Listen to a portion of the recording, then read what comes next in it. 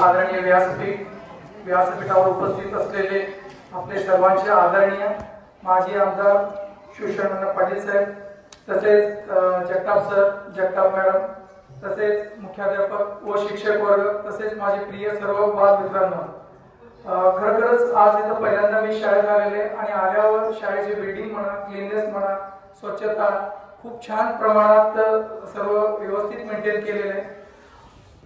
हे बघून आणि सर्वात महत्त्वाचं जे विद्यार्थ्यांनी आता भाषण वगैरे केलं, मला आश्चर्य खूप मोठं म्हणजे खूप मोठं आश्चर्य वाटलं। का बरं म्हणलं तर एकतरी शाळेचे संस्थापक हे राजकीय व्यक्ती आणि नावाजलेले आमदार, त्यांनी ज्यावेळेस मी त्यांचे खूप लहानपणापासून भाषण ऐकतो, त्यांनी भाषण करायला उभारले की मी म्हणणार लोक शांत राहायचे, त्यामुळे सर्व विद्यार्थी तयार झालेत का हे माझ्या मनात प्रश्न निर्माण झाला आणि सर्व विद्यार्थ्यांनी खूप छान प्रकारे भाषण केलेलं आहे। याचा सर्व श्रेय या संस्थेचे सर्व संस्थाचालक, शिक्षक वर्ग व मुख्याध्यापक यांना जातो। मी जास्त काही प्रजासत्ताक दिनानिमित्त बोलणार नाही, यापूर्वी सर्व विद्यार्थ्यांनी त्याबद्दल माहिती दिलेली आहे आणि एवढं सांगतो, जगात आपलं भारतीय संविधान म्हणजे असं बोललं जातं, Indian constitution is one of the best constitution in the world and it is a beautiful patchwork.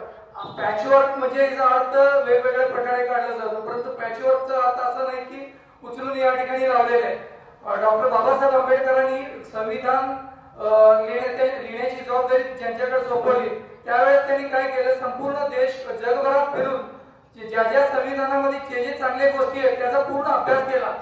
त्यानंतर मग शेवटी आपलं भारताचं संविधान ते लिहिण्यास सुरुवात केली आणि त्याप्रमाणे जे जगातले चांगले सर्व गोष्टी आहेत, चांगले नियम, चांगले जे कायदे आहेत, ते सर्व आपल्या संविधानामध्ये उतरवले गेले। त्यामुळे आपल्या भारत देशाचं जो संविधान आहे तो जगातला सर्वात मोठा आणि सर्वात सशक्त असं संविधान आपण म्हटलं जातं।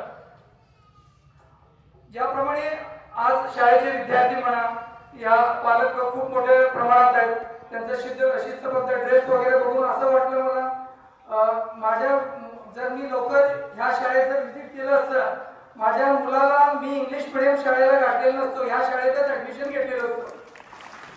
म्हणजे माझं दुर्दैव म्हणावं लागेल, मी इथं आलेलो नाही आणि इथं ऍडमिशन करता आलेलं नाही।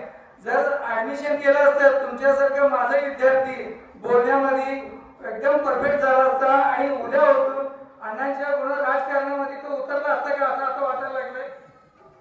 खूप छान सर्व केलेलं या ठिकाणी आणि सर्व शिक्षक व याचं सर्व श्रेय सर्व शिक्षक वर्ग आणि मुख्याध्यापक संस्था चालकांना देतो आणि सर्वांना या ठिकाणी प्रजासत्ताक दिनाच्या आपल्या राष्ट्रीय सणाच्या शुभेच्छा देतो आणि इथं मला बोलवलं आणि माझा आदर सत्कार केला, त्याबद्दल मी संस्था चालकांचा आणि सर्व शिक्षक वर्ग मुख्याध्यापकांचा आभार मानतो। एवढे बोलून माझा 2 शब्द संपवतो। जय हिंद, जय महाराष्ट्र।